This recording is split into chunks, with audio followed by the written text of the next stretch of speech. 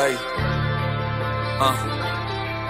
hey, hey, yeah, hey, what a time to be alive. I left them for dead, now I'm living right. No new friends, no new advice. That was high then, but we got bigger heights. We got bigger fish to fry. Bet on myself, then I roll the dice. Man, it ain't a gamble if you know you nice. All right, welcome back to John or Dream Podcast. I'm your host, R.A. Man. We have a very special podcast today. I'm here with Darren Whitney. Yes, sir. And then I'll let John introduce you. This is our first time meeting. My name is JC De Leon. Skyler Malone. Awesome, man. And we all have some important fights coming up next week. We got fighters in the building. Yes, sir. Yes, sir. The big show. Is that what's called? Well, no, it's Fury Fighting Championship. It's like the feeder league into the UFC, so they're a really big name.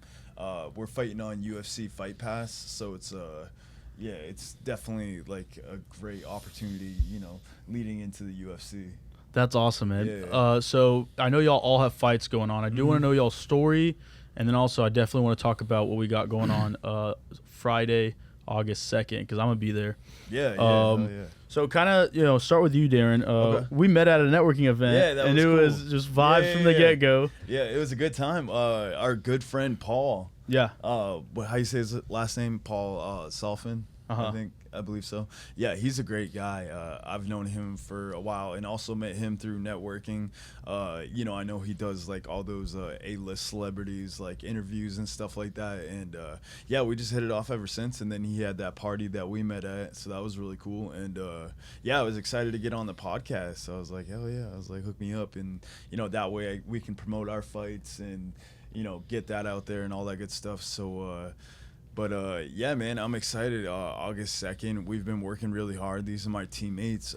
We train, every day. We're really close. We're like brothers, So, punching each other in the face kind of brings you closer together. That's how we say I love you to each other. Yeah, that's how I love you. I love you.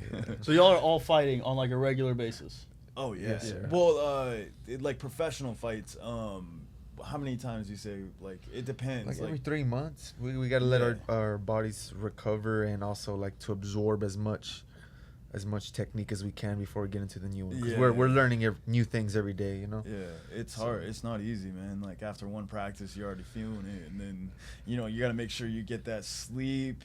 Eating right.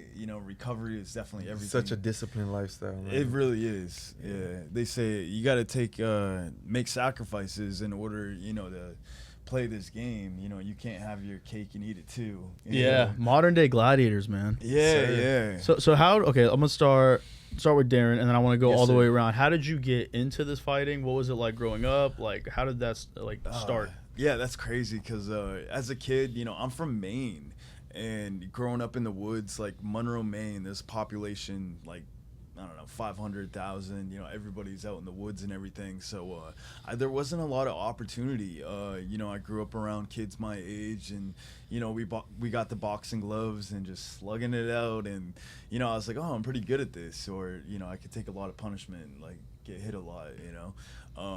But so you were always fighting your friends like for fun. Yeah. And then you were always winning. Not always. I mean, there was a couple kids, that obviously back and forth, you know what I mean, until we got tired. And then as soon as we got tired, they're like, all right, I'm done. But you could always take the most hits. Yeah, for sure. Take the most punishment. So I probably got the least brain cells left. So, and then, we got into high school or middle school, and I was fighting juniors and seniors when I was like in 7th and 8th grade. You know what I mean? And I was like, oh, I'm pretty good at this. And started taking Taekwondo, it's like the base, the flashy style. And then, I got into boxing, all that good stuff. And so we had like a fight club, being, in Maine, there's like definitely, just a bunch of rugged kids, like, rednecks, so we're all slugging it out. We made like our own ring and stuff like that. So it was pretty cool. And then, I just had a knack for it, and I knew I was good at it, and I was always running around town, and, everybody knows everybody, its population's low, small town and everything, so everybody knew each other's business, and, I mean, depending on how much we're getting into, like, lifestyle and everything, like, I have quite a story as far as, like, It was hard, man. Like like I said, there's not a lot of opportunity.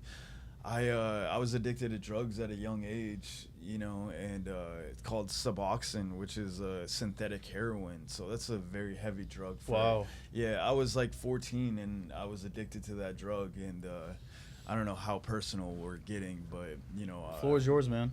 Okay, cool. Yeah, it's so, you know, I'm not proud of it whatsoever, but being a kid, you know, like, you're all about, you know, popularity, you know what I mean? And I thought the drug made me cooler, you know what I mean? I was all about girls, partying, you know what I mean? And what I would do is I would crush up a line before I went to bed, and I would set an alarm for an hour before I woke up. Do it, go back to bed, wake up, I'm like, oh, you know, ready for the day. And I did that for a long time, man. And I wasn't, you know, at the time I didn't know any better. You know, I'm not proud of it today, but I am proud of how I turned myself around and what I've made of myself and how far I've come as far as, you know, kicking that drug. And yeah, it wasn't easy. The physical part was very hard. You know, like getting through the withdrawals as far as like feeling like an old man from the inside out, you know, and that was horrible. But it was really the mental that was the hardest part to, you know, wrap my head around. And being social, you know, like I was socially awkward because of that drug. Like if I didn't have it, you know, I needed it to cope. Yeah. You know, so, you know, learning to go without it and, you know, really finding who I was as a person was, you know, the hardest part. And I was able to do that, especially with the people around me and, you know, loved ones and all that, you know, made a lot of mistakes, but I was able to pick myself up and, you know, make something of myself. And as time went on, you know, I just remember partying with my friends and we're doing it so much. I looked around and, you know, I'm drinking and I was like, I don't want to do this. You know, I want to be something, you know, with my life, you know.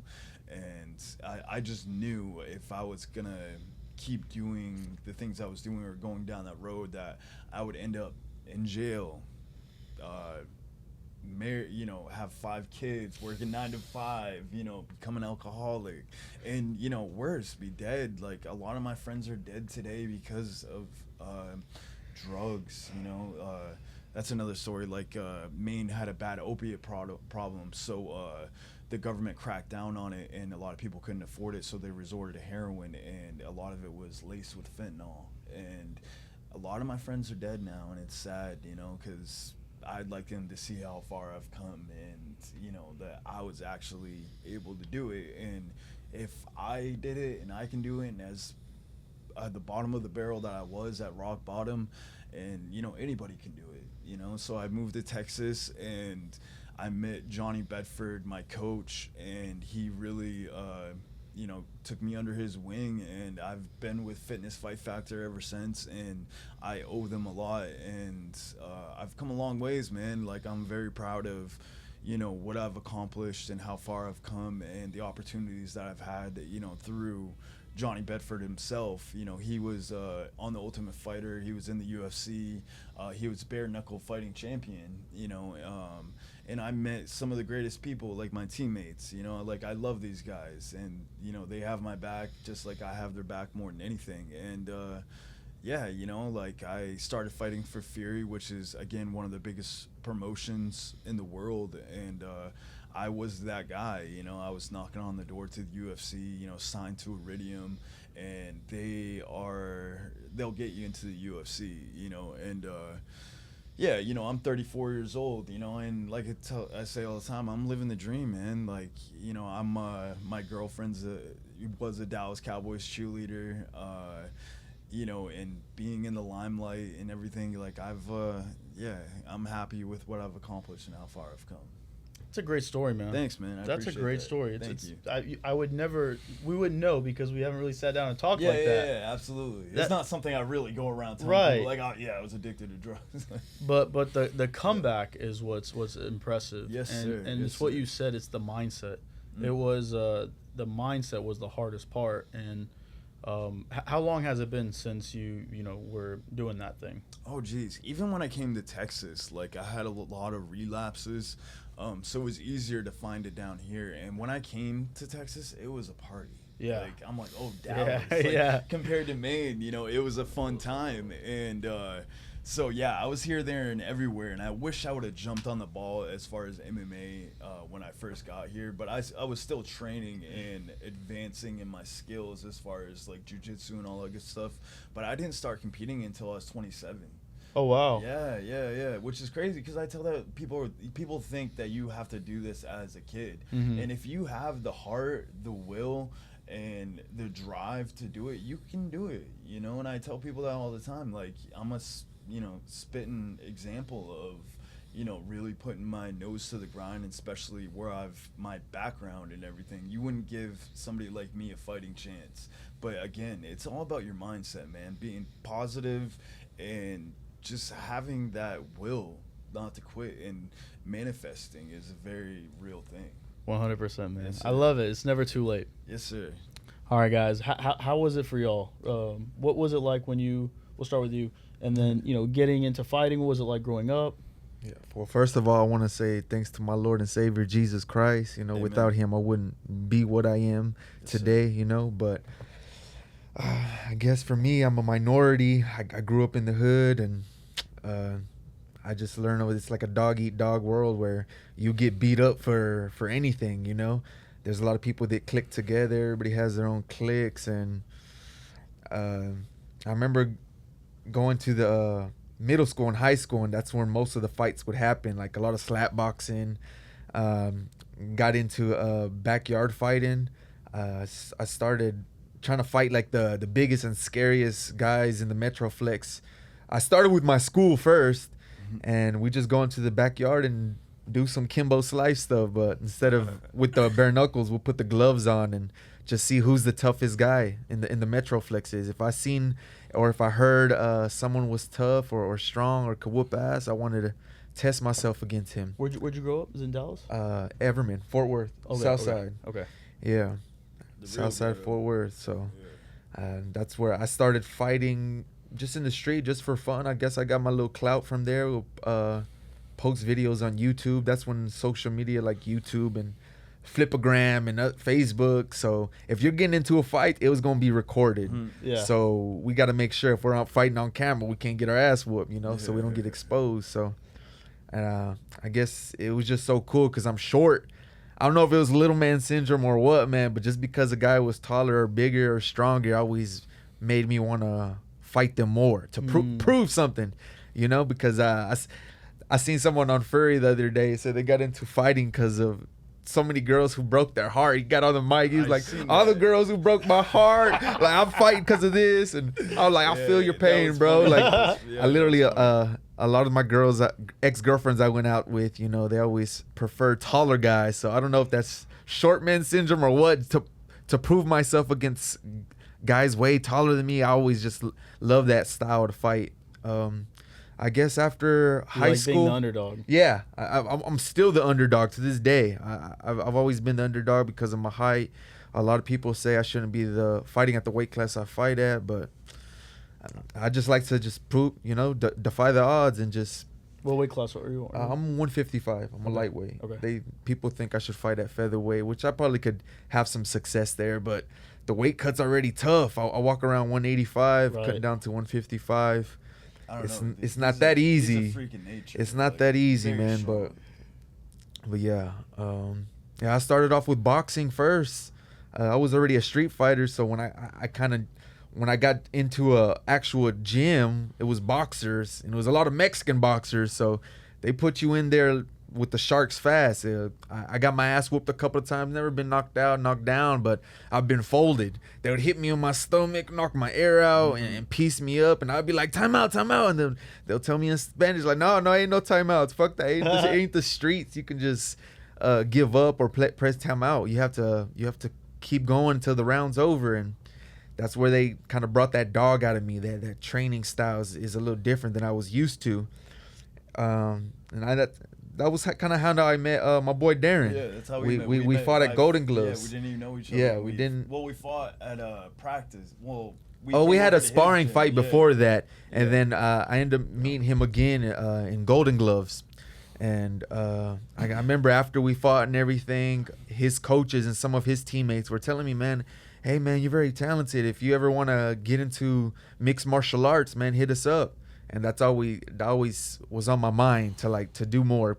I remember having another little street fight outside of boxing, just street fighting this wrestler. That was the first time I got my ass kicked good, where this wrestler, he just took me down and held me down. He didn't really do much, but I just didn't like the fact I was on my back and I didn't know what to do. So I'm just like, what's the point of having these good hands, if I'm going to get taken down and can't use them?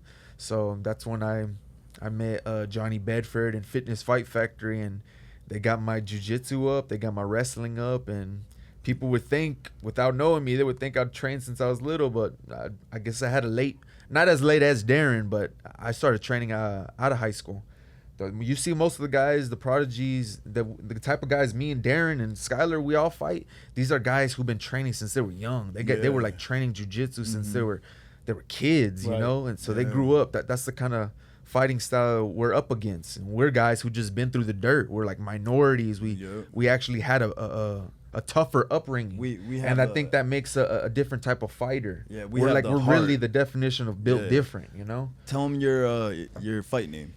My fight name is Corazón de León. My last name is De León, which means the lion, and Corazón means heart. So my fight name is Heart of a Lion, basically. I love it. It doesn't matter. Just like lion is considered the king of jungle, and they're not even the biggest. They're not the strongest, and they're still known as the king. So that's how it is with fighting. I go against a lot of tough guys, taller guys. They look scary.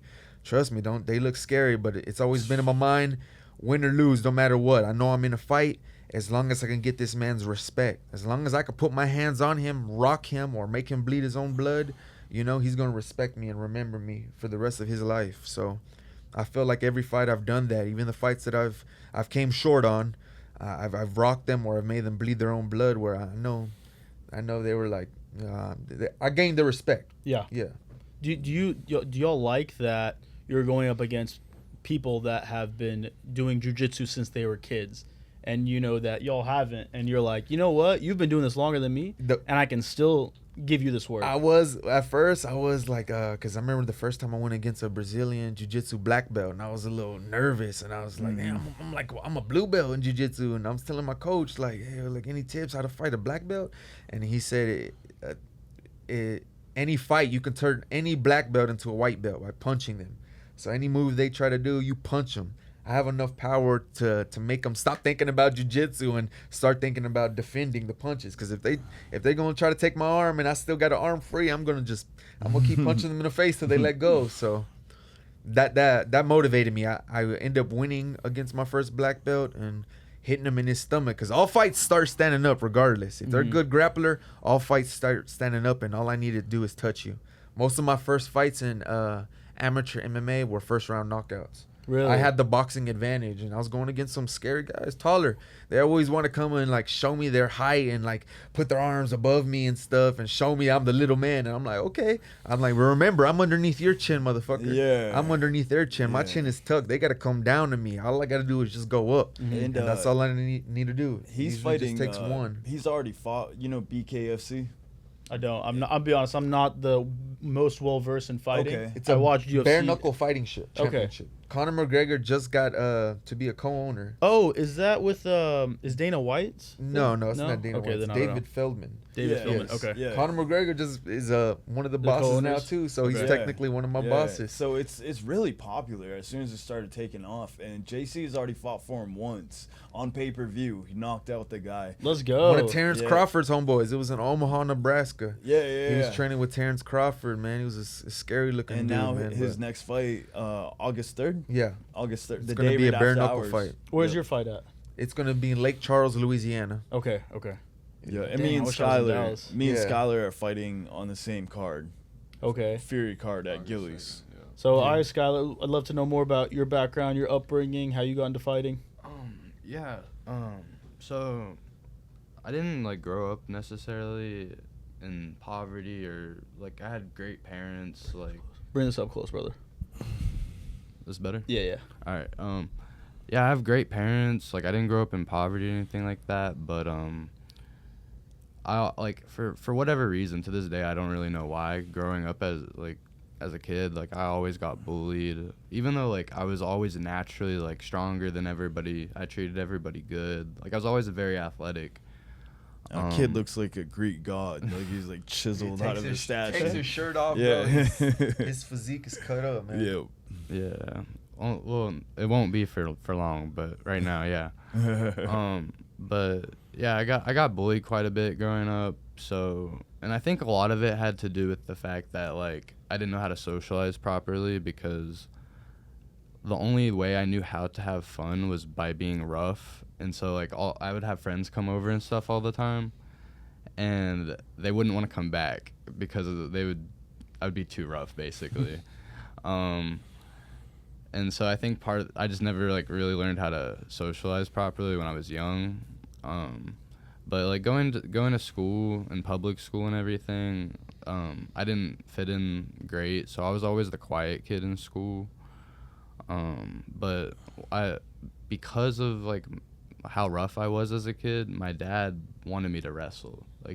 Like my grandma and some of my uncles live in Oklahoma, and wrestling's really big over there. Mm-hmm. So Yeah.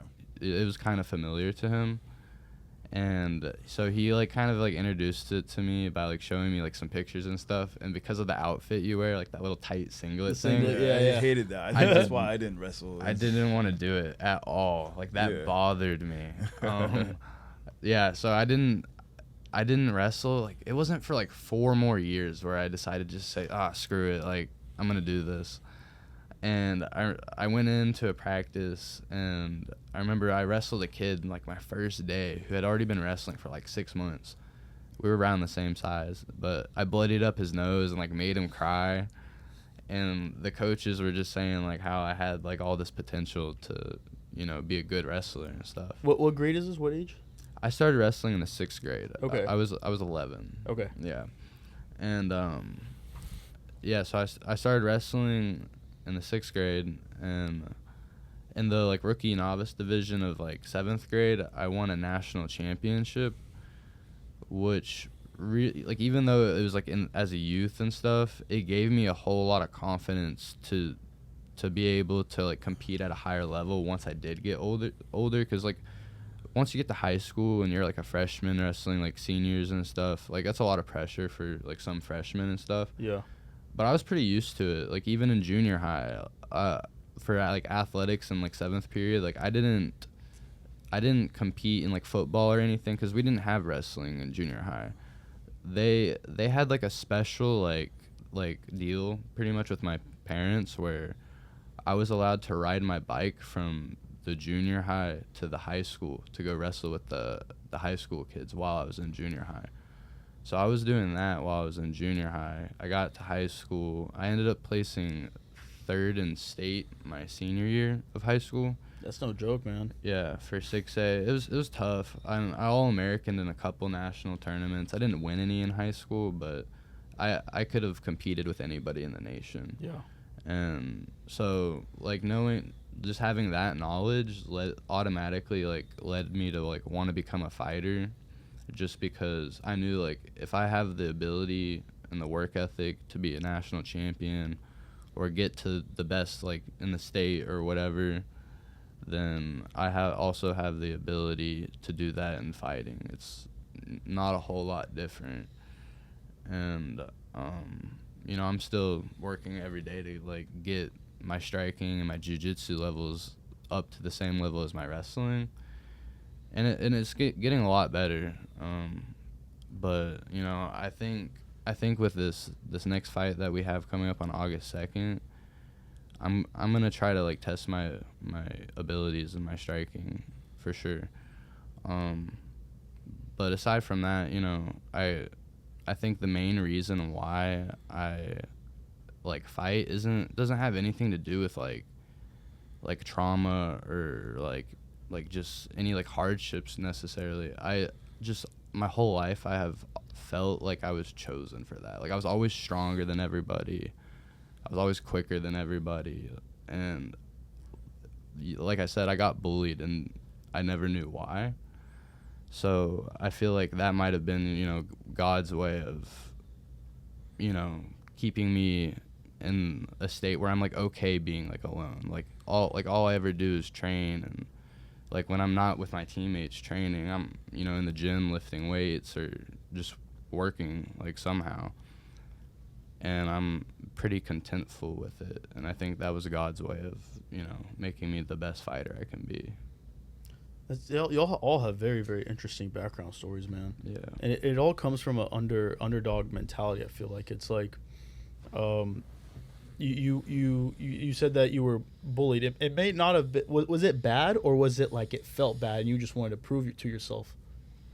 I mean, there was times where it was just like verbal or like, you know, whatever, just, you know, like little kick in the throat or whatever. But like, there was also a couple times where like, you know, like I'll recall like one story. I'm not gonna say any names. But there was one time where I was at a Super Bowl like football party when I was younger, because I was playing for this football team, and these people had like this really big backyard, and I was like walking through the grass, and like out of nowhere, like because it was dark, so I wasn't really paying that close attention. Out of nowhere, some kid ran up behind me and like drop kicked me in the back of the head, and then they just started like punching and kicking me on the ground. Like there's like 2 or 3 of them. Thank God. A buddy of mine that I actually became friends with in high school, like we like kind of like re-met each other, and then we had like a little bit of falling out, but we're good now again. His name's Josh Horlick. He saved me that day, because at like 10 years old he was like 6'1", like 210 pounds. He was just like weirdly, he's always been huge, and so he grabbed that kid and he pulled him off of me, and yeah, that was that. But I didn't meet him again until my freshman year of high school, and we were like in a advisory class, and he's like, you look familiar, and I was like, yeah, like you kind of do too. Yeah, but I think that at the end of the day, it shaped me more than it hurt me. Yeah. Yeah. The struggle is important, man. Yeah. So how did y'all all meet? Y'all said that y'all were at the Golden Gloves. That's how me and JC met. Okay. Yeah. I met them because I wrestled with a guy who used to go to our gym in high school. When I was in high school, he used to train with us. Yeah. When I was in high school, I was also wrestling with some college guys at a college club, and he was part of that. This is in Oklahoma? No, this was in this took place in Louisville. It was like an AIA, like college wrestling program, that I was going wrestling with those guys. And he started fighting with them, and I seen him like post something on his story, and I was like, yo, like what's that? Like, where you doing that at? Like, cause I was like low key interested. I was going through like a heartbreak, and like you know, like I had.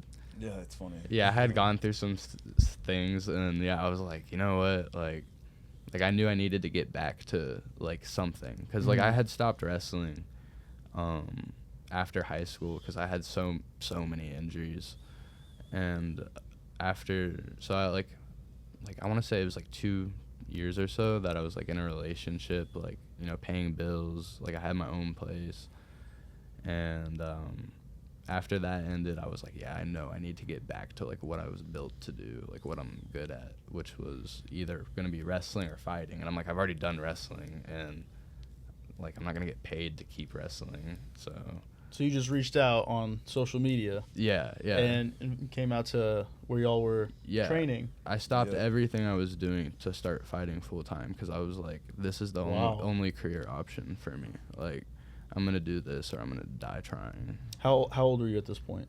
I'm 22. You're 22 right now? I'm 22 years old. Okay. Yes, sir. You're young, man. Yeah. Yeah, he's got a lot of potential for sure. Yeah.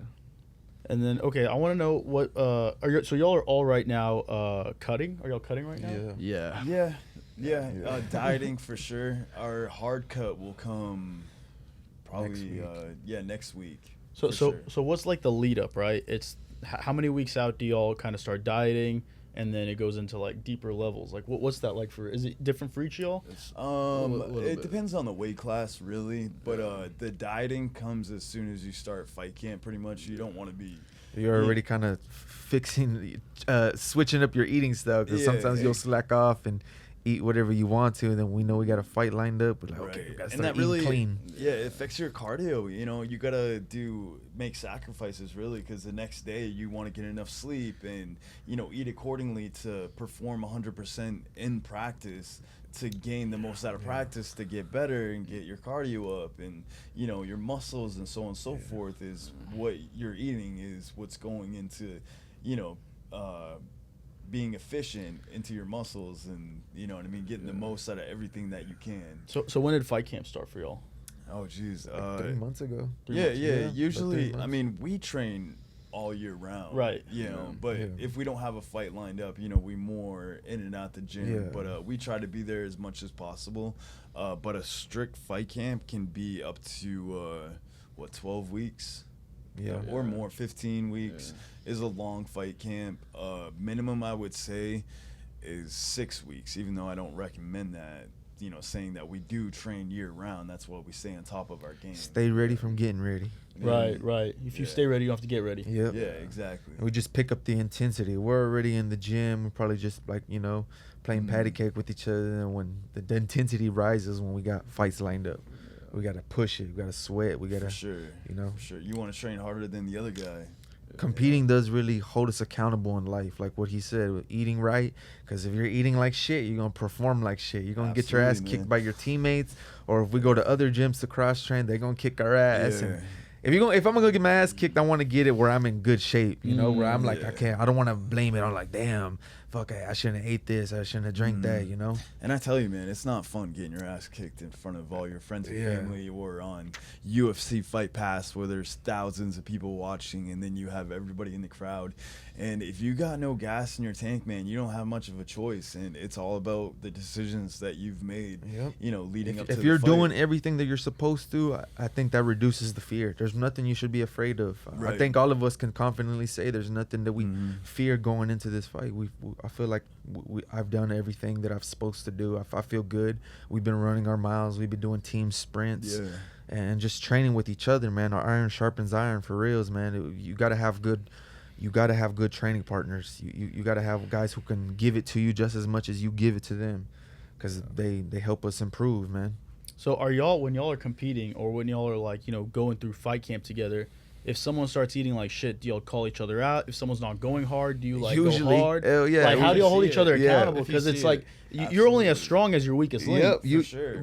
We ain't gonna do that in front of our teammates or our coaches, because we definitely know we're gonna get. We're not gonna do that at all. There's some of our teammates who do it like outside, like eat hot Cheetos or whatever. I don't know, but we ain't gonna definitely do it in front of each other. I'm definitely gonna do it after the fight. Yeah, for sure. After the fight. So what's the routine like when y'all are in fight camp? I know you've told me a little bit about it. I want to hear y'all's perspective as well. For me, the routine is just going to practice every day. Right now, I'm going to practice morning and nights. But for the most part, for me, I have to cut quite a bit of weight, and I walk around year round at a pretty low body fat, so I have to go on a pretty heavy calorie deficit. I eat a lot of eggs and fish. With right now I'm eating a 50% carb to protein ratio, but I'll just eat some white rice or oatmeal, and that's basically what I'm surviving off of right now. So what do you walk around at, and what are you fighting at? So I've been working on lowering my walk around weight, just due to how much weight that I've cut in the past for some of my fights. For my first fight, I was walking around at 200 pounds before I made 155. Wow. For this one, I'm walking around closer to 185 before I made the cut, and part of that was, like I said, I used to only wrestle and lift weights, so I was just a bit bigger, and I didn't feel like it was optimal for me striking to be that big. So just training year round and striking and MMA has kind of reshaped the way my body is built. It's built me rebuilt me for that, because that's what I'm doing. And I feel way bouncier on my feet, just more athletic, Gotcha. at that weight than being all big and bulky.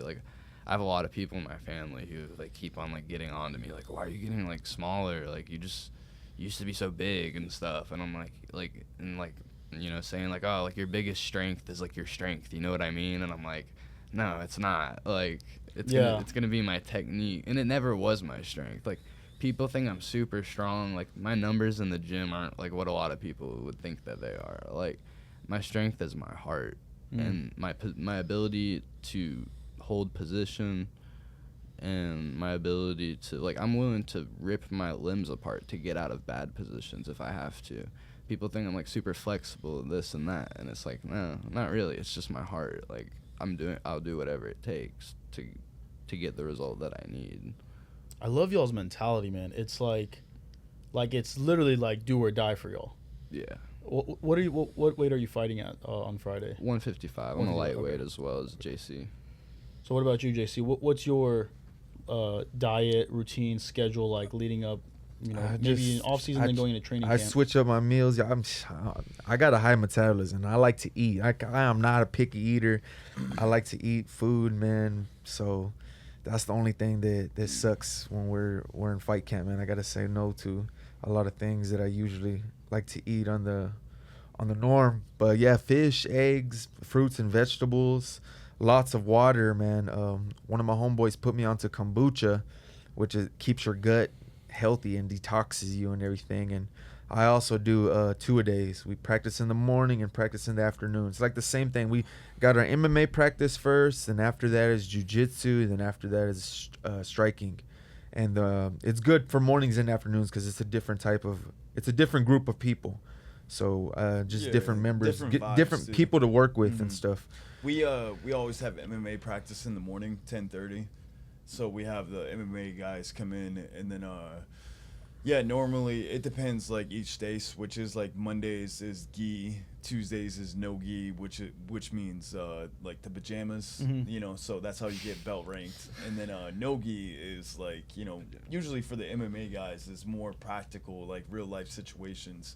You know, if that also helps their game a lot for MMA itself. And then we'll do striking after that, and we'll have a couple hours off.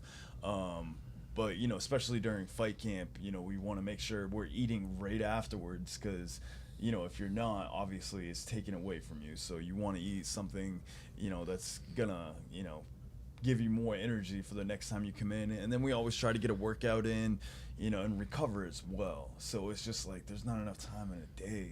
You know, so it's just eating right, bro, is really a hack in life. Like, man, I heard they like vegetables and fruits used to be used for medicine, man, and they just got a lot of benefits, you know. Like you don't have to take vitamins. Sometimes you get your potassium from bananas, you get your magnesium for watermelon. You got to kind of know this stuff as a fighter or as an athlete, you know. Absolutely. As an athlete in general, you know. That's great. To perform at your best, man, you just got to eat right, and you got really, like Darren keeps saying, it's a sacrifice. You can't eat that damn delicious burrito. You know, you got to stay away from the steak. It's good, you know, protein. You got to stay. Like you want protein for sure, because carbs is what's gonna give you energy. Skyler also said too, you know, like he was big and strong when he first got there, and that was true. But you also learn, like I think everybody goes into when we first go train at the gym where everyone's big and swole, but you learn as a fighter, man, like you're gonna be big and swole, but you also gonna be slow and tired. Right. You know, so I think it's better to be lean. Yeah. The only way you get lean is by eating right and putting in the work.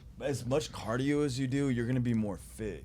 You know, it's hard to be bulky, you know, because you got to be athletic. You know, like these guys are athletic, and we got to have twitch movement. You got to be able to like an average, the longest you'll probably fight will be 5 rounds, 5 minutes. So it'll be like 25 minutes. If it's just a regular fight, it's going to be 3 rounds. That's 25 minutes fighting is exhausting. It feels forever. 5 minutes is nothing, but when you're in there, it can feel like forever. It is. Especially when you got to know how to pace yourself. Yes.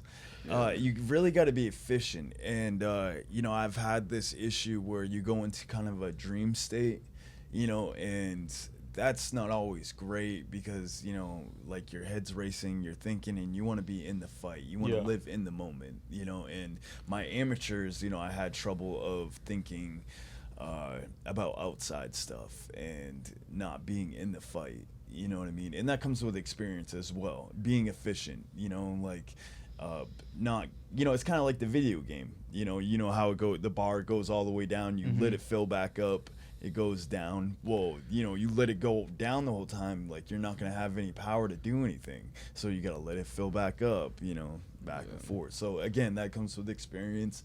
And there's a lot of lessons that you learn in the cage and after the fight that, you take into your next fight. And in life, too, man. Like, I can tell you, like, you really find out who you are as a person. You find yourself. And there's a lot of life lessons that you can interpret from the cage to real life situations. That's crazy. What was y'all's diet today? Like, what have y'all eaten today?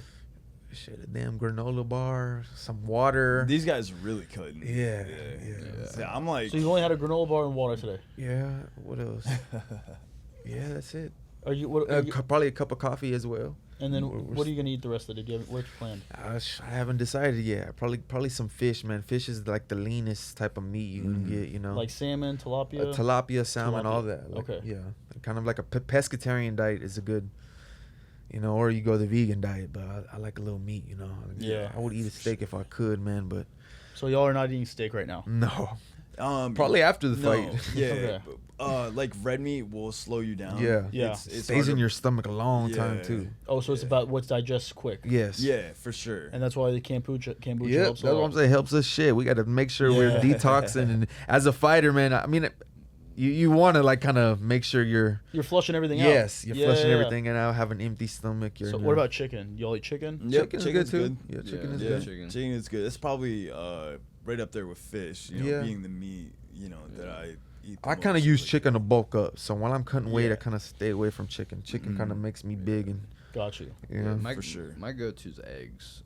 Eggs are good. Great protein. I like eggs. I think for me, it's like I don't know why this is gonna sound crazy, but I don't like eating food that like I have to chew on for a long time. You just want to get it done with. Yeah, like You just want to swallow it. I'm not gonna lie I want though. my stomach to be full. A lot of my homeboys been telling me to go on the liquid diet just to blend everything that you eat.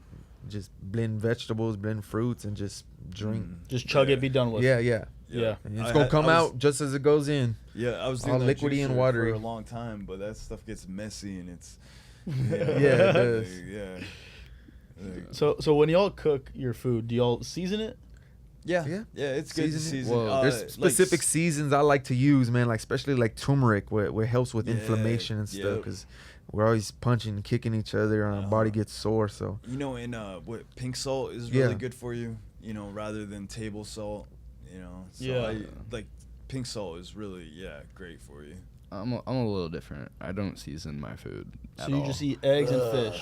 Hell no. I don't season my food at all. Like but you're not tasting it because you're just swallowing it, so it doesn't matter. Yeah, like for me, like I'll put like some salt like on some things, just because I have to keep me alive, pretty much. Yeah. But aside from that, like when it comes to like chickens, I don't season anything unless somebody else cooks it. Like I don't mind eating food with seasoning.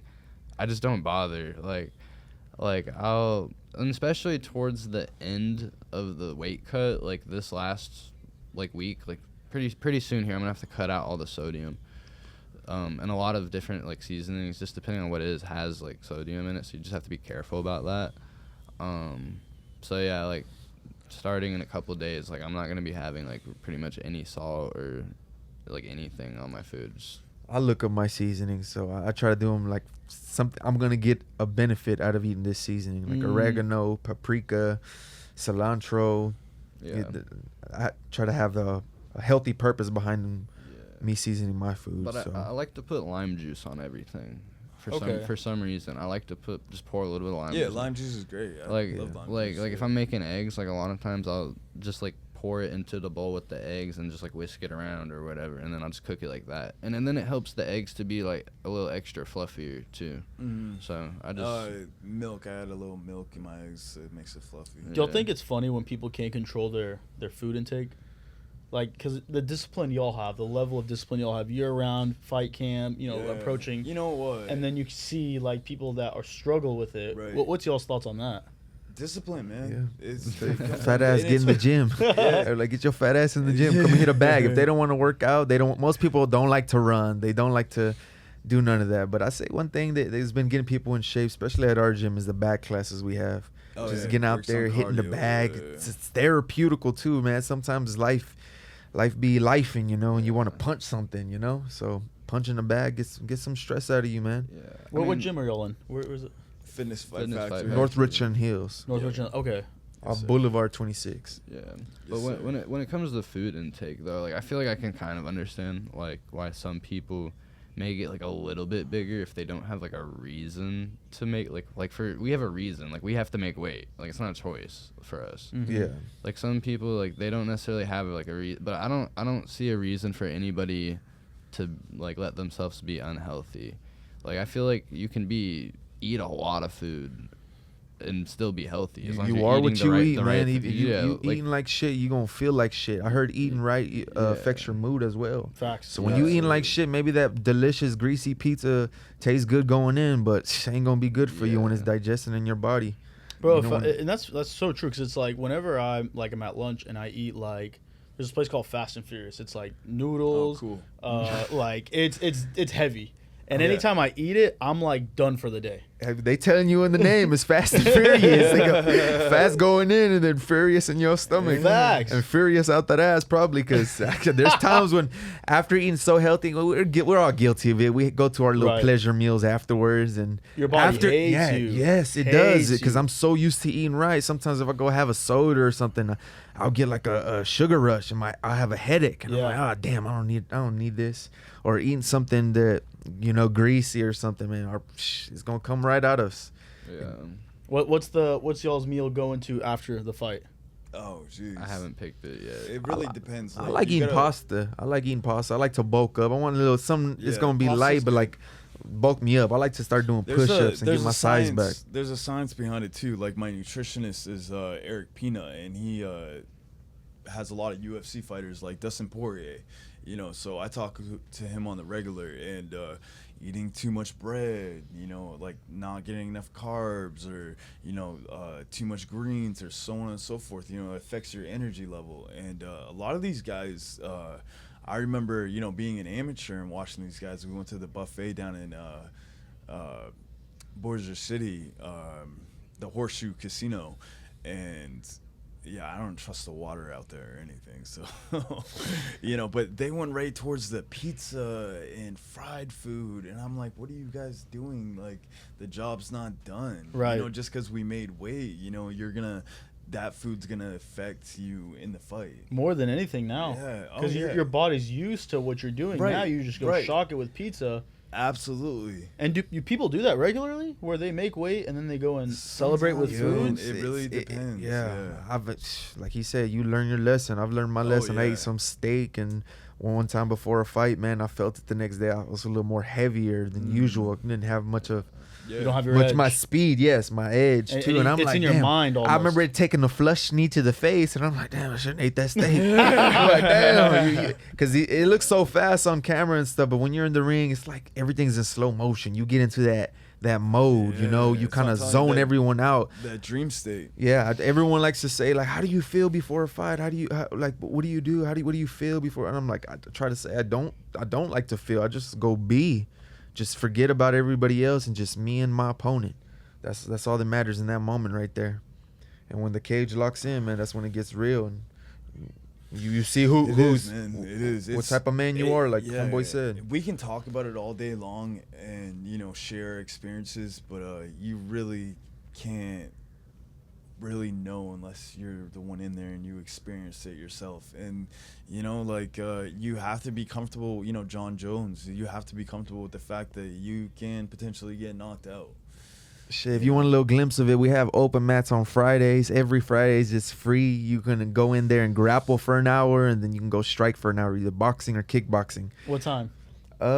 6:30 p.m. for grappling and 7:30 p.m. for striking. Okay. Everybody just from all different gyms, they come over, and the mats usually get full. Everybody's kind of aware of their space, and no, we're not trying to kill each other and everything, but you're doing so many rounds, you got to pace yourself because Yeah. you know you got a lot of rounds, but it kind of it builds that, like, do I want to be a fighter? Like, you got to get punched in the face. Go see how you are when you get punched in the face. Are you emotional when you get angry? You know, are you one of those guys who it's so cliche to say when I black out, like, if I get punched, I see red, and that's gonna be dangerous, which is a stupid way of fighting, because your technique goes out the window. You're just fighting with emotions. Anybody that says that can't control their own emotions. You can't fight with feeling, man. That's what I say. How you feel, like, no, it don't matter how I feel. You gotta be. You go straight by instincts. You think about it. If you're you say you get, you know, red, or you get angry or whatever, and you're swinging with all your might, you're leaving yourself open. You know, you're not thinking about defense. You're all offense. You just trying to kill this. You're just like, I gotta kill this motherfucker. You're getting exhausted. Yeah, you're tiring out. Exactly. You know, a lot of people don't realize how much emotions affects your energy, and especially before a fight. You know, if you're thinking about the fight, you're excited. You know what I mean? And you're wasting a lot of energy on your emotions. So when you step there and your headspace got to be right, man. Conor McGregor kind of exposed that to us, because he's kind of known for getting under fighters' skin, and I ain't gonna lie, he's beat a lot of guys that, like, everybody thought he was gonna lose to, but he got into their head. He beat them at that mental warfare, and just their game plan went out the window because they didn't want to fight with technique. They're like, I gotta shut this Irishman up. He talks too much shit, you know. But you just gotta have, like, mental fortitude, you know, and just be like, hey, you know, that's all fun and games of it. They're trying to sell the fight, and just keep your head in the game, man, and perform to your best ability. Do y'all have any of that in y'all's fighting with like talking shit in the beginning at all when y'all get in the? I don't know. JC's had one fight where they were talking shit. I remember Michael it's Murphy. It's just laughing. It's not to, like, the it's level all just of UFC? shits and giggles. Nah, it really ain't that high right now. But it's just shits and giggles. Do y'all try to get in your opponent's head? If they say something funny, I'm gonna laugh my ass off. Yeah, there's a mental factor for sure. I mean, it doesn't matter. Like, when you're standing there and you're facing off and you're looking at each other in the eyes, you know. They say some shit, kind of makes me want to punch them more. I'm not gonna lie. I'm just like, I gotta make sure I hit them hard now. Yeah. Like, Marquel Medeiros, he's in the UFC right now. We had a great fight. You know, back and forth, could have went either way. But I remember we were having a little bit of, you know, to boost the fight too. He had some interviews, I had some interviews, and obviously we're watching each other's interviews, and we're talking shit back and forth, and you know, there was a little bit of animosity between us, you know. So when we got to the fight, I remember, we're looking at each other, and he was just, you know, staring at me, and I, you know, turned to face the camera, and he's still, you know, looking at me in the face, and I was like, what's up? I was like, you can get it, you know. And he's like, we'll see. I was like, yeah, we will. And it was a great war. And I remember in the cage, you know, because he was talking so much shit, he's like, no backing up, right? And that was part of his game plan. He wanted me to come forward so he could check me, kick my ankle out as I was coming forward, and he hit my shin, like, repeatedly, to the point where I had a hematoma. Hey, that reverse psychology is real, man. Yeah, like, for real. Like, even my guy Michael Murphy, we were supposed to stand up and have a 4-ounce boxing match. That's what I was told, and this fool, I'm piecing his ass up, and he ended up taking me to the ground. Remember, he was having my back, and I'm talking shit to him in the fight. I'm like, come on, man, let's get up, let's fight. He was just trying to hump my back or something. I don't know, but yeah, it's definitely a factor. You know, it's mental warfare. Yeah, it's strategy. It is, you know. So like I said, when we were going at, he said no backing up, right? And I pressed forward so hard that was part of his game plan, you know. So I thought we were gonna stand and bang it out. It's like, as a man, you that ego in you, like, he said no backing up, let's go forward. My guy said, let's have a boxing match in 4 ounces. I said, what's up? Yeah. I'm not expecting no takedowns, because I'm assuming that he's gonna be a man of his word, but it was reverse psychology. He wanted me to box his ass so he can take me down. A lot of it is ego. For sure. You're like, okay, I got some. Let's show. It's being a man, right? It's like, it's like, what? When someone says don't do that, it's like, well, I'm gonna do it now. It's like, yeah, exactly. And that's the biggest thing, man. Everybody's got an ego, you know, and I guess was my own worst enemy, was having an ego. Well, this is the sport where it's all ego. It's like, who is the biggest man? You have to, man. People can say you're cocky or what. You gotta be. You have to be. Confidence is the #1 key in this sport, man. You gotta be confident no matter what, because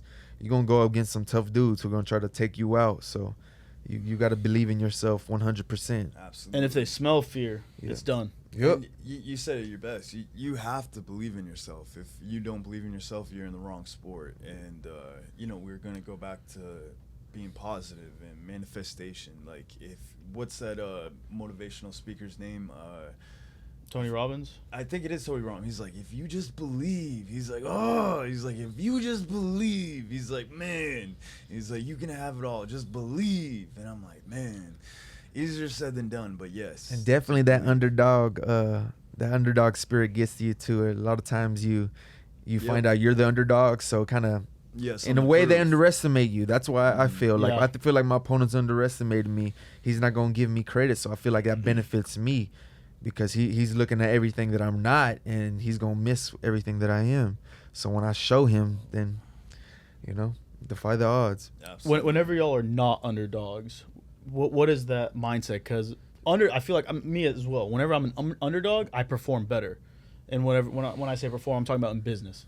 Right. So whenever people say they're gonna do more than me, it's like, let me show you that you're not. And it's like I let them have that ego. Absolutely. But whenever sometimes I know that I'm better, I know that I'm at the top. Sometimes I kind of relax, and that's something I'm struggling with myself, and I'm trying to build a system to prevent that. But what is y'all's thoughts on that? Being the underdog, man, you already got to be aware of that mindset. So I guess going into this next fight, I am considered a favorite. So, but I got to be aware, what that underdog mentality gets to you. I'm pretty sure this guy's training. I just assume that he's training harder than me. He knows that he's the underdog. Everybody knows, and I know what it's like to be on the other side. So I want to respect him. I'm going to give him all the respect he deserves, but still fight my own fight and believe in my abilities. Do y'all believe that something I'm trying to learn myself or train myself is if I'm the favor, then I want to smoke you to where it's I separate. It's almost maybe like a knockout in y'all's case. It'd be like, hey, if I'm the favorite, then I'm gonna show you why I'm the favorite. Yeah. I don't know. I think being the favorite.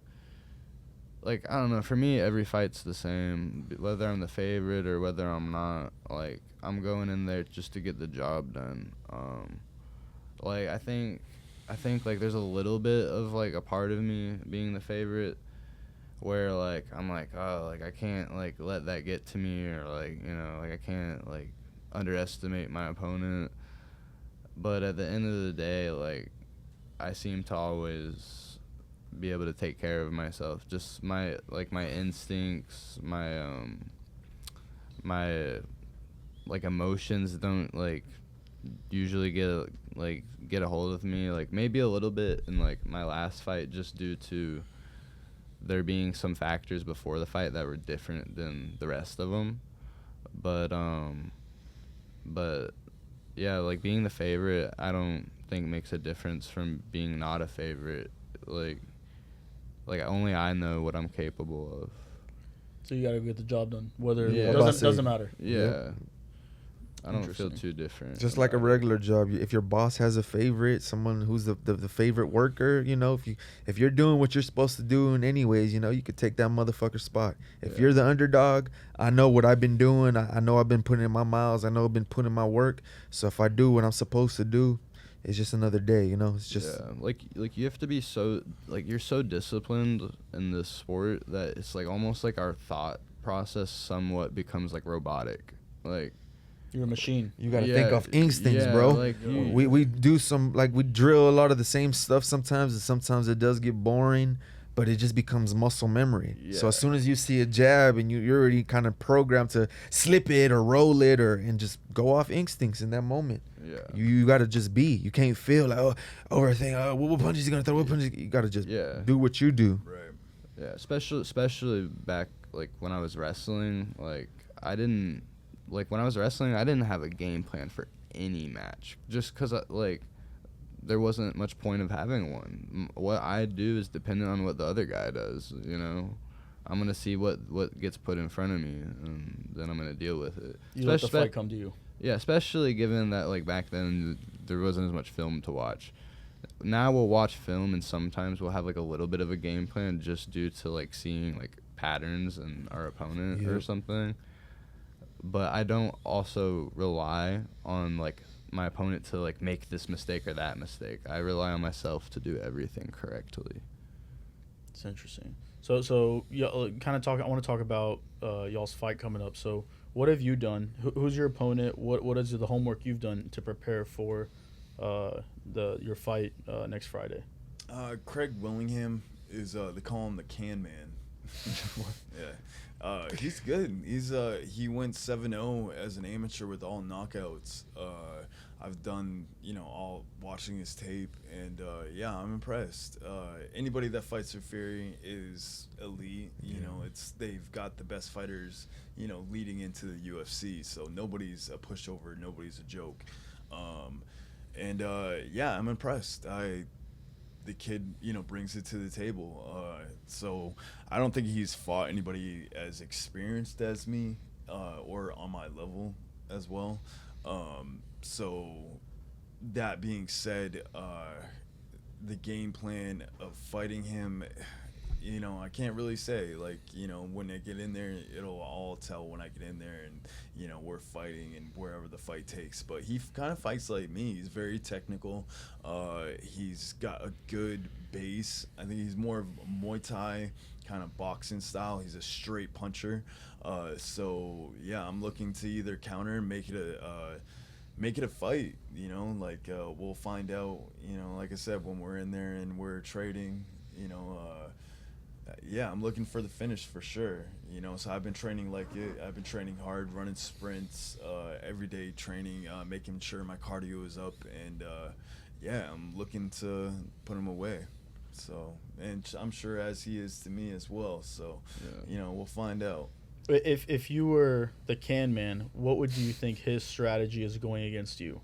Well, especially, yeah, there we go. Especially after my last fight, it was a war as well, and I ended up getting TKO'd in the second round.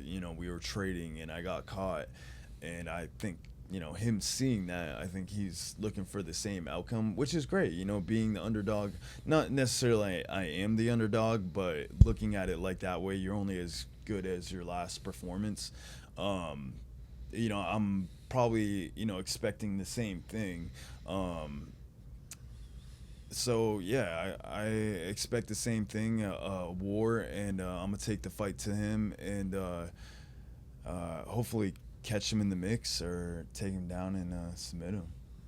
Love it. Correct me if I'm wrong, but this is gonna be your first 170-pound fight, right? Yeah. So he's going up a weight class. That boy is I originally Yeah. I originally fought at 155.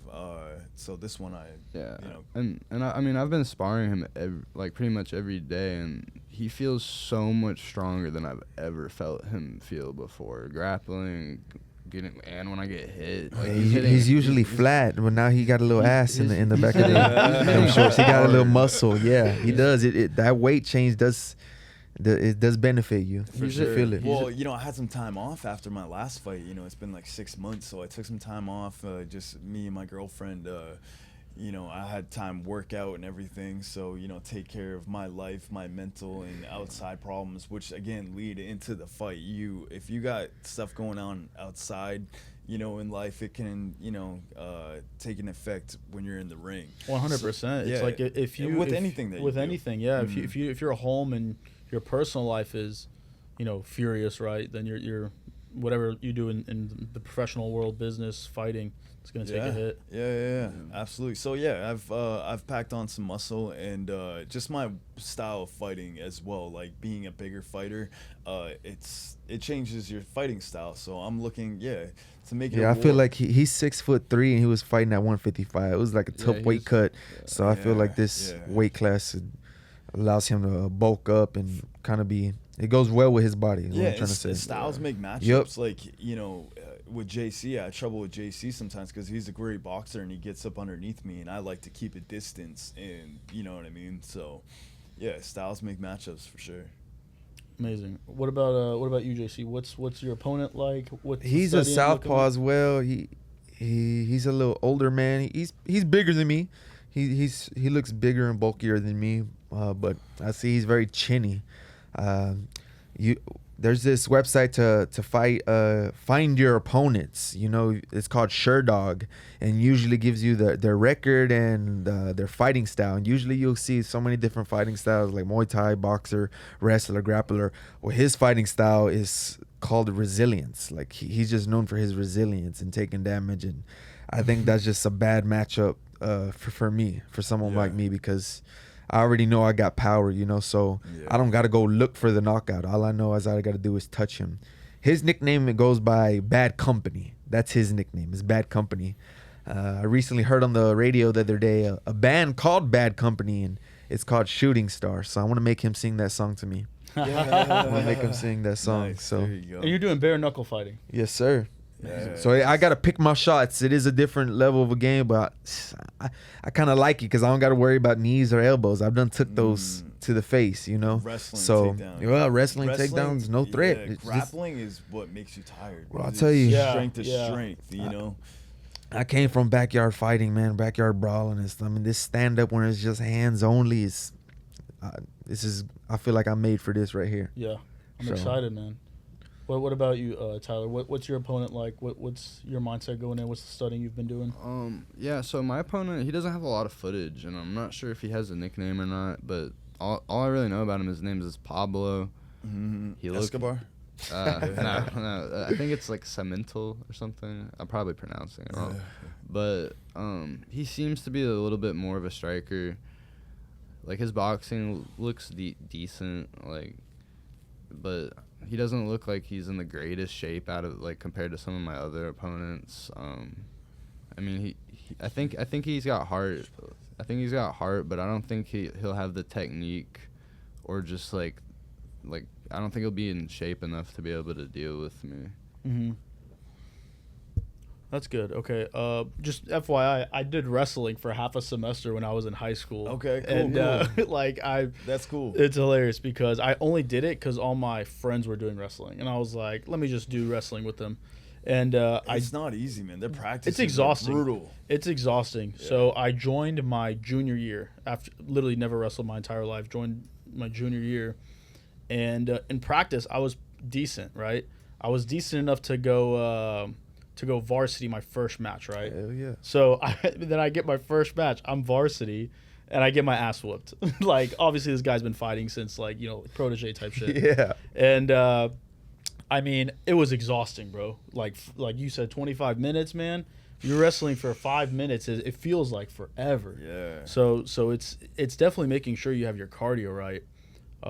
Just the grappling aspect of wrestling is just on another level. It is, man. It's like I said, it's not fun to be tired in It's there. a different Yeah. type of cardio too. You're not gonna be able to, like, you could run like 15, 20 miles, be like David Goggins or whatever, Right. and step in and wrestle with me, and I guarantee you I'll make you out of breath before I am. Yeah. Yeah. It doesn't matter if you run marathons. It's different. Yeah, unless you are someone who wrestles or grapples like all the time and does that as well, then you're not gonna have the type of cardio to keep up in that type of sport. Yeah. It's different, man. It's built different for sure. It is. It's, man, I don't know, man. It just it takes a mindset for sure. There's a level of like density that like you build wrestling to. It's like your muscles don't necessarily get like bigger, but they get stronger and like denser. in a way. Absolutely. Yeah. Absolutely. And you're more flexible. Yeah. Is it? I Yeah, don't know. sometimes it really helps to be. I think being super flexible is one of the keys to being super athletic. I tend to be pretty flexible, but like I said, I don't think it's because I'm like the most flexible person in the world. I think it's because I've just torn myself apart in order to like get into the position I need to be. This guy, like, mentality wise, what, you had a broken neck and he was still wrestling. It wasn't my neck. I had like a hairline fracture in my spine. Still. Oh my Like, God. that's like, yeah. That's insane. worse. Yeah. And he's still wrestling. And Skyler's he was a prodigy when it came to like wrestling. Weren't you like number one in the state or whatnot? You won nationals. I won nationals in youth in the 7th grade as a novice. It was my second year of wrestling. Okay, still Well, that shows his yeah, potential in yeah. like where he's at in MMA. But yeah, in high school I got 3rd in state my senior year. Bro, going to state is like so hard. Yeah. The fact that you got third. Yeah. Right. Not to mention, like, I low key got like kind of like hoed out of being competing in the finals. I held a dude on his back for about 7 seconds and didn't get any points for it. Oh, geez. what? Yeah, he's still like butthurt about it. Yeah. Of course. Yeah, but yeah, that's why I hate, like, people would be like, yeah, like, so, like, how did you do when you get, I hate the question, like, did you, like, how'd you do at state, or, like, how, like, you know what I mean, because then I have to be like, I got third, when I know I could have, like, got, like, at least second. Or Yeah, first, at you know what I least. mean? You could have got first. I could have, yeah, I could have got first, but, like, I could have at least, like, Right. yeah, but. Right. Well, what's on y'all's minds, man? I want to leave the like last 15, 20 minutes. What are some funny stories y'all have? What are some crazy shit that's happened with y'all? Because I know y'all are boys, so like when I'm with my boys, shit gets crazy. So I want y'all to have that opportunity. I guess I got a story. One of the it has to relate with fighting too, because we got a lot of crazy stories outside of fighting or in general.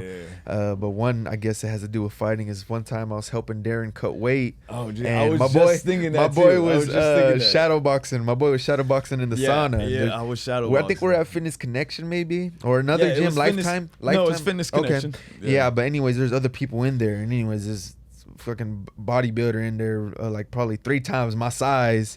He looked like a Brock Lesnar wannabe off Temu or something. Yeah. And Well, he pushed me from behind. yeah. And I turned around. My and boy looked, was I'm like, what the shadowboxing, hell? and he pushed his ass. And the sauna, bro. When you're cutting weight, the motions and the tension is already high because you're going down to your last pounds. Imagine you're hangry. Yes, and, Bro. he was the one cutting weight, but I was angry for him. I'm like, Because you know what he's going through. Yes, well, I was in there with the sauna too. I was hangry and sweating my ass off, and I just seen my boy. I seen him push him and hey man, stop all that shit. He had a little raspy voice from steroids. That's a symptom they does. Yeah. He's very raspy. Well, like, you get the fuck out of here, whatever.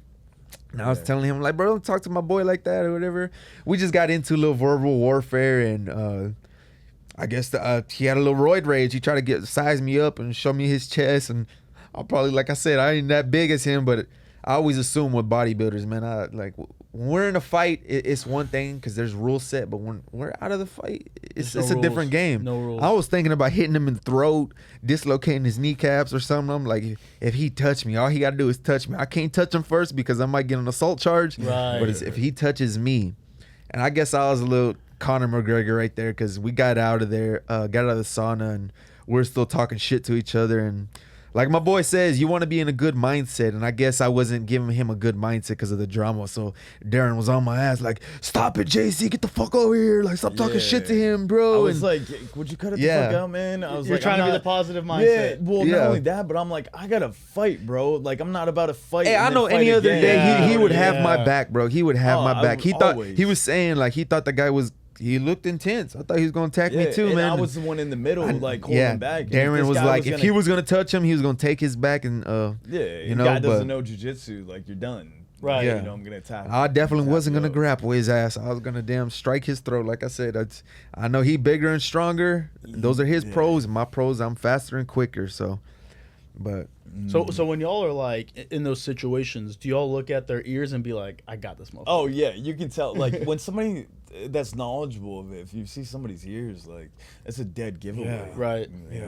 But he didn't notice. nah, I don't think he cared. When you're a I don't think he meathead, when cared you're either. taking Yeah. steroids, your Yeah. testosterone He was- levels are he was a different. Your confidence is definition of a different. meathead There's for some sure. people who really think muscles can win them fights, and like we all said, you don't want to be super strong in here. You don't want to have big muscles because you will be slow. Absolutely. I always say big guys have like 5 minutes of fighting, maybe less, because less they're than gonna that. try 5 to minutes is so a lot, hard string, they're gonna And gas. especially Right. In an enclosed area, it's more advantage for a bigger guy For real. because he can grab a hold of you. You know what Like I you mean? got 2 minutes to knock me out, motherfucker. If not, you're fucked. Yeah, you're Yeah. dead. You're dead. We got cardio and we do this every day, man. So it would just, you know. Do you care if I FaceTime my girlfriend? She wanted to be No. part of the Yeah. Dallas Cowboy cheerleader. You got any 100%. funny stories? Yeah, she wanted to be a part of this. We can do another episode with her. Yeah, that's what I was gonna Yeah. say. Like, Bro, what I love about this podcast, man, is meeting people like y'all. Like I just, I have big dreams with this, and this is not gonna stop. I mean, this is like episode 30. It's 38. I've done an episode every week for the last 38 weeks, and eventually we're gonna have shows. We're gonna sell out arenas. We're gonna have fights. Like Yeah. it's and I have friends who are artists, so they're gonna put on shows. I'll have comedians there, It's bro. amazing, bro. It's gonna be I'm gonna put everyone on. I just want to put Man. everybody on, Yeah. and I want to make it around Dallas because I really I love the city. The city's done a lot for me, so I want to do a lot for the city. It's a big community too. Nice community. A lot of people. A lot of good fighters, Yeah, man. A lot of great talent. Like there's so much talent here, bro. That's what I love in this day and age right now. A lot of networking, man. Especially with men. There's always someone who knows something you don't. So we all can help each other improve in some type of level and aspect, you know? 100%. And while he's doing that, See if she picks up, because she works for Omni right now. She actually has time. Say hi. what's up? Yeah, I wanted her to be part of the podcast and kind of, share her story as well. Sorry, are you busy? Yes, it is. I mean, you're a whole Dallas Cowboys cheerleader. She was on the reality TV show. I know it's a big hit right now. And so the walkout song that I kind of, made my theme is Thunderstruck.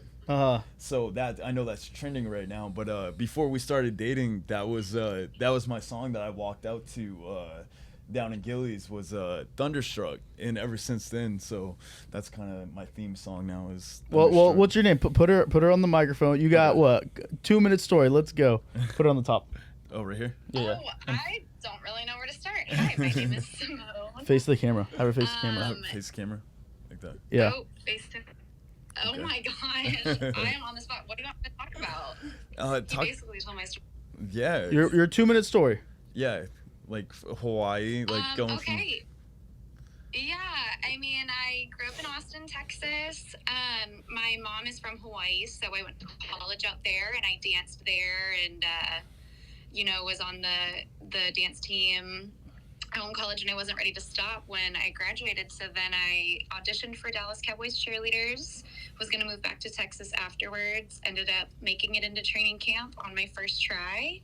And then yes, like Darren mentioned, we were filming the TV show. Making the Team that was on CMT. So I was on that reality series on seasons like 10, 11, 12.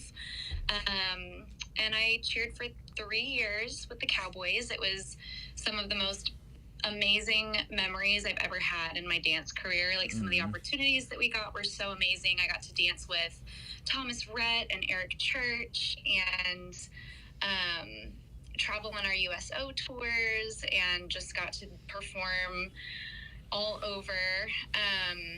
So it was a blast. Awesome. We love it. We'll have you on one of these days, okay? Yeah, I would love to. No pressure. Literally no pressure at all.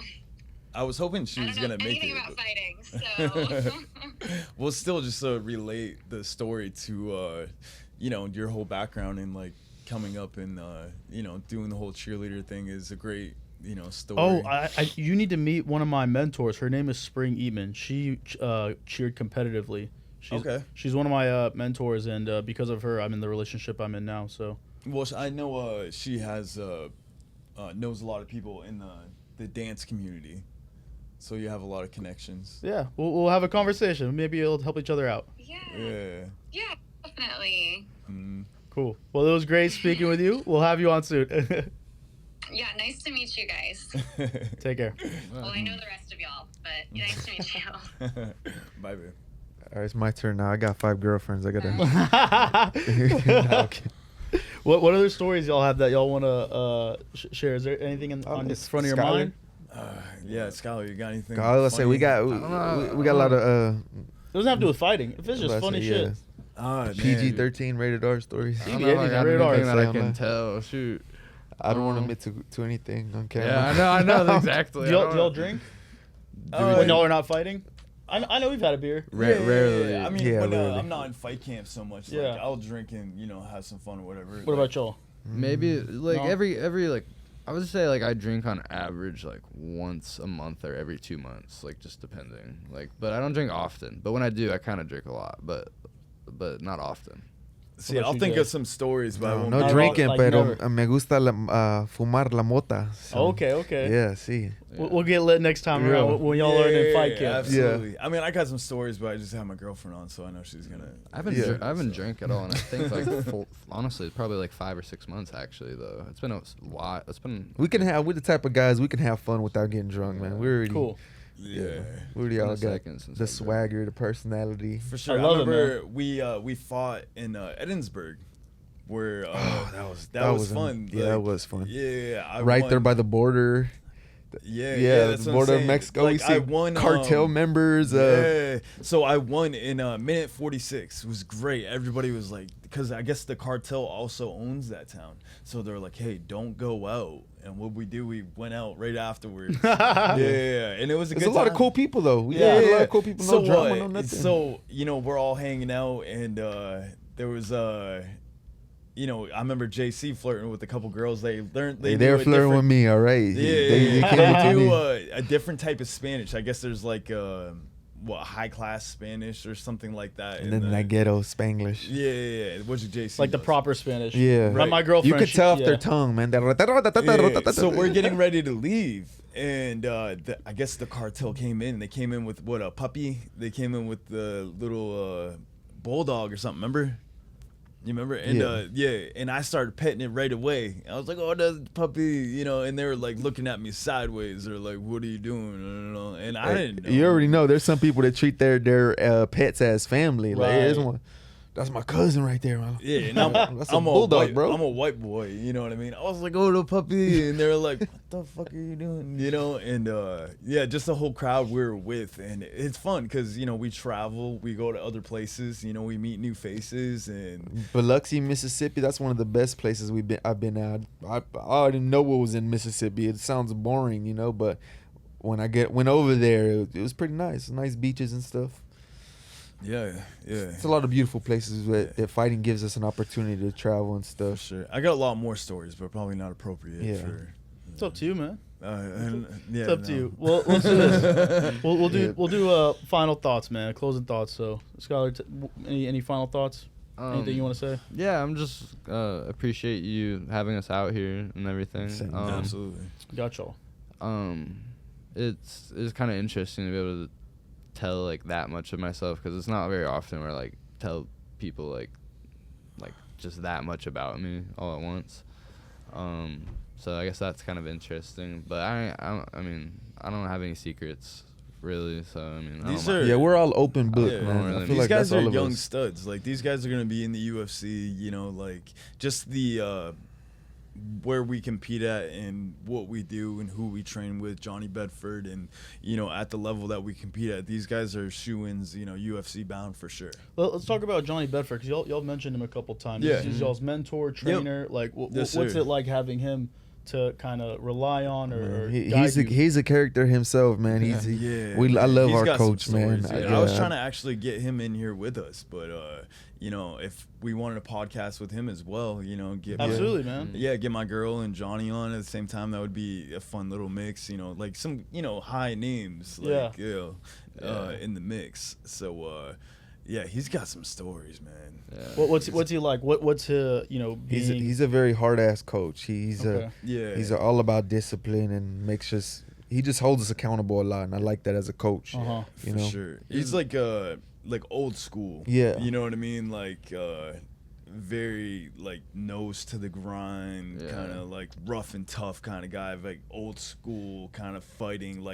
he's the type of coach that'll cuss out another fighter when they miss weight or Yeah. when they're Gotcha. doing something. fighting 5 times in one night. Yeah. Like he was fighting just to make rent.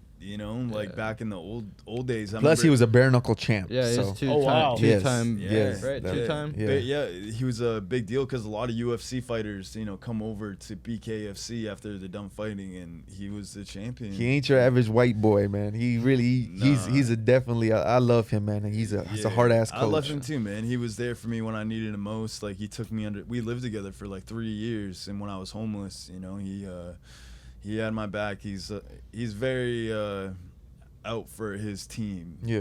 He's like, the type of coach to get out there and spar with his guys too, man. Even though like he's the older man and he'll get out there with the young bucks and be like, still give it to us, So Yeah. Yeah. That's funny. I remember the first time I met Johnny, like I didn't know what I was like expecting. Like now, obviously, like with Johnny, like we have a great relationship, and like I don't like have like feel like weird talking to him at all or anything. But I remember when I first met him, like just like he has this like aura about him, like just like the way like that he'll like look you in the eyes and like talk to you, like it was like low-key a little scary. Yeah. Like he's very like he has like this intensity about him, even when he's being relaxed and just like doing whatever. Like if you're like, oh hey Johnny, he looks over at you, you're like wait, did I just piss you off? Like but he's great. Like he treats everyone really good. He's a family guy. But yeah, he definitely holds like this like aura about him. Yeah, that's a good way to explain it. Yeah. It's interesting, man. Yeah, I'd love to meet him. Sounds like a great mentor. For sure. Yeah, we can definitely set that up. Yeah, for sure. What about you, JC? What's final thoughts? Just humbled to be here, man, and hope the listeners get something out of our testimonies that all of us have shared, man. And just if y'all ever want to train, we are 3 guys that are good, that like best partners to train with. Yeah. We're friendly, we're humble, and we'll help you improve wherever you want to improve your fitness, whether it's self-defense, whatever it is, man. You just hit us up. So we need sponsors too. We all would enjoy any sponsors that we can get too. So I'm a big guy about networking, man. You help me, I help you. It don't always got to be about money. I can help you. There's things I can give people without giving them money. Mm-hmm. That will last a lifetime, longer than money. Facts. Absolutely, like a friendship, and you know what I mean. Facts. Yeah. What about you, Darren? Final thoughts? Final thoughts. Again, grateful for having us on. Like it's awesome, man. Like good atmosphere, good vibes. It's just I'm excited. Very much live in the moment kind of guy. Very humble and excited for what's to come. And these are the things I look back on and appreciate the most. With my friends and.